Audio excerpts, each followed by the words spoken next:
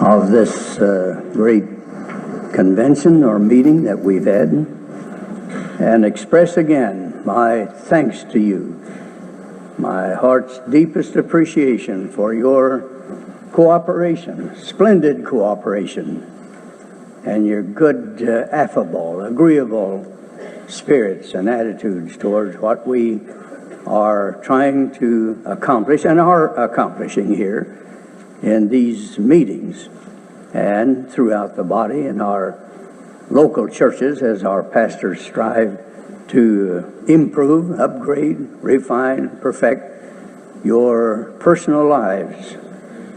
I've often said we could preach a lot on prophecy.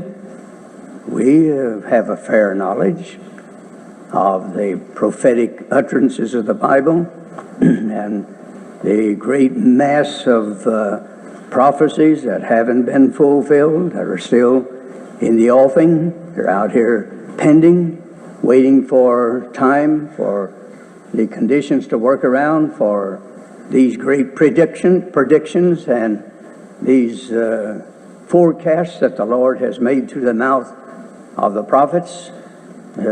We're not in the dark concerning these great events and happenings that's going to happen in this world here.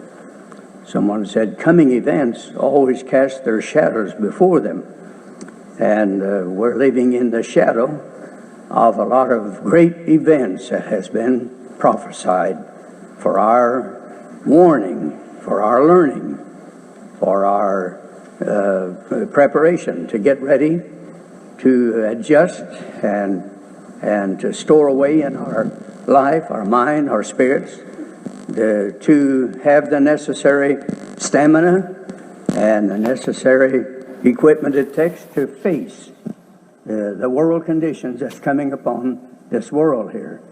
That is, while we're here, many of us will be gone. Fact of the matter, there's another 1,000 years out in front of the human family.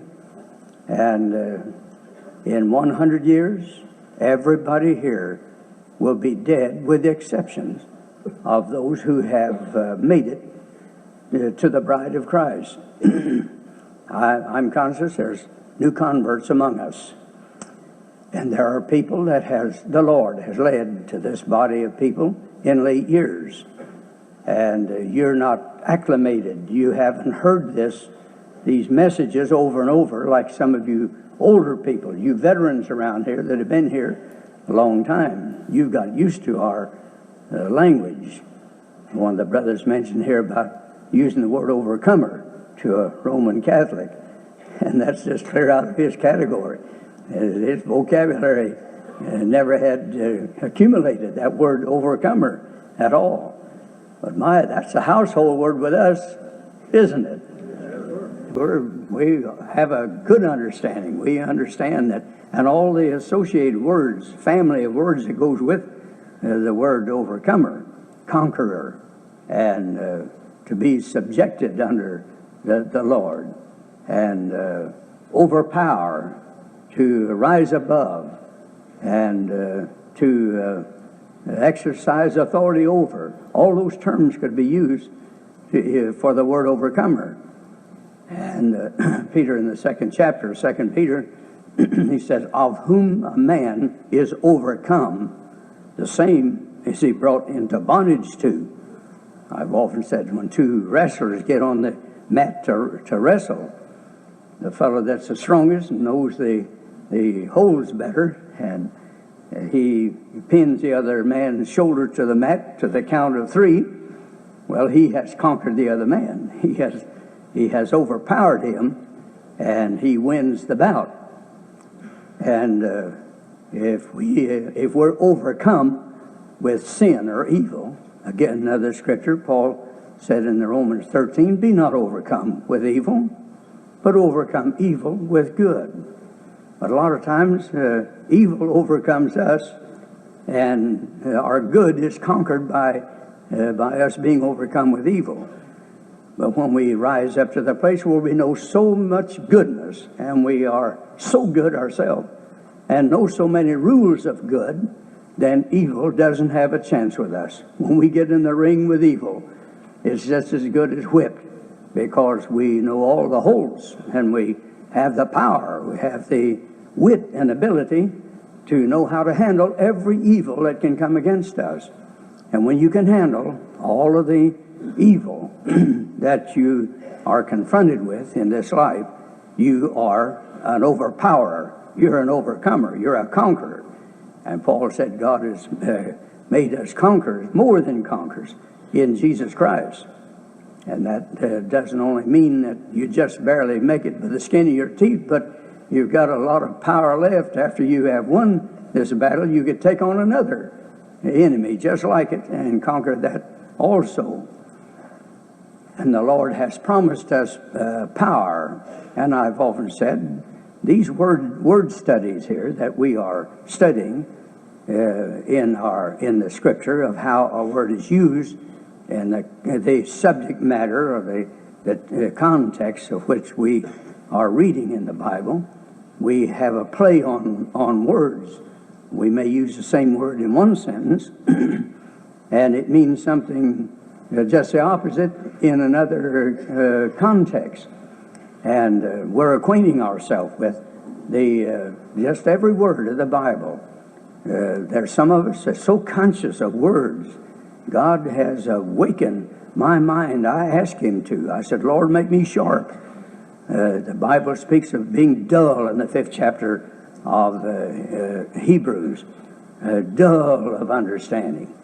And I've often said you can have a cutting edge on your wit and your wisdom, your understanding, and you don't have to be so dull. And another term is used when Paul said the Grecians are slow bellies. You know what a slow belly is? It's the person that belly's up there and the top of the head's not down here, the torso, it's up there. And when it's a slow belly up there, it means that it takes it a long time to digest a thought, to get the substance of a thought, the understanding of it. And we want to have sharp wits here. And I've often said the fellow that can think the fastest and get there the firstest is the winner. He's the one that gets the prize, or he wins whatever he goes after.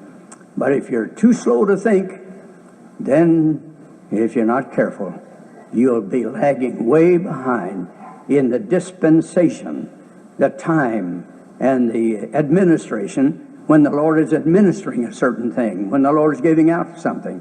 If you're too slow to think and you don't whip up and pay attention and be witty and sharp in your distinction between right and wrong, the dispensation will come and go, and you'll be way in the back someplace and not even be able to think with the rest of the body at all. And we've got it all around us. You that are older here, and you've been through the various conditions that we have come through in this body, we left a host of people behind. I never will forget at Shepherdsville when I said, if you brethren, I turned around to these 100 or so preachers on the platform, and I said, if you're not careful, you're going to miss the bus.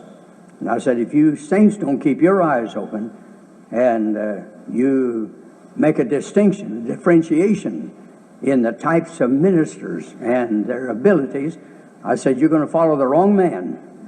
And he's going to lead you to the ditch, or he's going to impede your progress.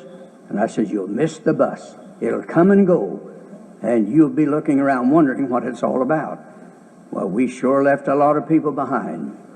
When we moved from Elko, Illinois, the little town down in southern Illinois, some of you don't even know where it is on the map. You've never seen it. But these camp meetings started in Olmsted, Illinois. That's just a few miles over, 30 or 40 miles over from Elko, Illinois, is where Brother Sowders introduced the order as far as he could at that time. And I was just a small boy, but I was there, and I saw and I heard. And it's so vivid in my mind till this day. I'm not super intelligent, but the Lord let me look at some scenes there And here's some things as a child that I've never forgotten.